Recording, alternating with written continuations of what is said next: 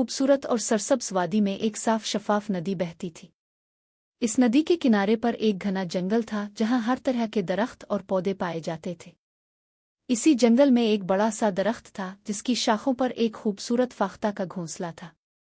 फाख्ता हर सुबह उड़ान भरती और ताज़ा हुआ में अपनी परवास से लुत्फ अंदोज होती। एक दिन गर्मी के मौसम में एक छोटी सी शहद की मक्खी अपनी ग़िज़ा की तलाश में निकली। शहद की मक्खी ने अपनी दिन भर की मेहनत के बाद फैसला किया कि वो नदी के पानी से अपनी प्यास बुझाएगी। वो नदी के करीब पहुंची और पानी पीने के लिए नदी के किनारे बैठ गई।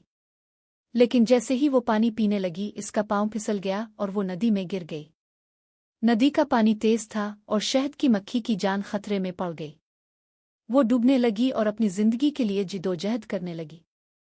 मक्खी ने अपनी मदद के लिए चीखने की कोशिश की, लेकिन इसकी आवाज़ बहुत मध्यम थी। इसी दौरान फाख्ता, जो कि दरख्त की एक शाख पर बैठी थी, इसने ये मंजर देखा। वो फौरन अपनी जगह से उड़ी और नदी के किनारे पहुंची। इसने फौरन एक छोटी सी शाख तोड़कर नदी में फेंक दी। शहद की मक्खी ने इस शाख को पकड़ लिया और अपनी जान बचाने के लिए इस पर बैठ गई। शहद की मक्खी ने फाख्ता का शुक्रिया अदा किया और कहा, ए दोस्त, तुमने आज मेरी जान बचाई है। मैं तुम्हारी इस मेहरबानी को कभी नहीं भूलूंगी। फाख्ता मुस्कुराई और बोली, ये मेरी खुशकिस्मती है कि मैं तुम्हारी मदद कर सका।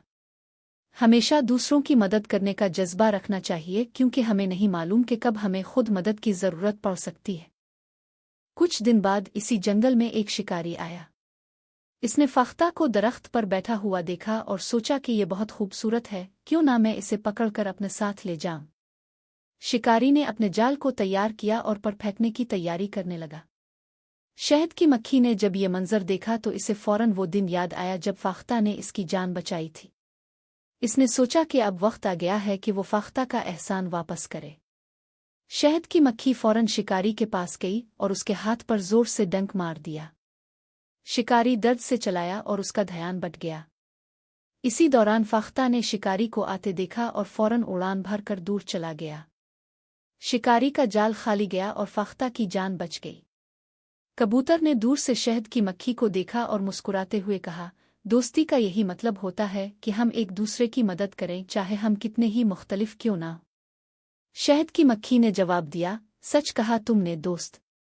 हमें हमेशा दूसरों की मदद करने के लिए तैयार रहना चाहिए, क्योंकि यही दुनिया को खूबसूरत बनाता है। और इस तरह फाख्ता और शहद की मक्खी की दोस्ती हमेशा कायम रही और वो हमेशा एक दूसरे की मदद करते रहे। प्यारे बच्चों, आपको हमारी आज की ये कहानी पसंद आई होगी। ऐसी मज़ीद कहानियाँ सुनने के लिए हमारे चैनल को लाइक और सब्सक्राइब करना मत भूलिए। शुक्रिया। फिर मिलेंगे अपनी एक और कहानी के साथ। तब तक के लिए अल्लाह हाफ़िज़।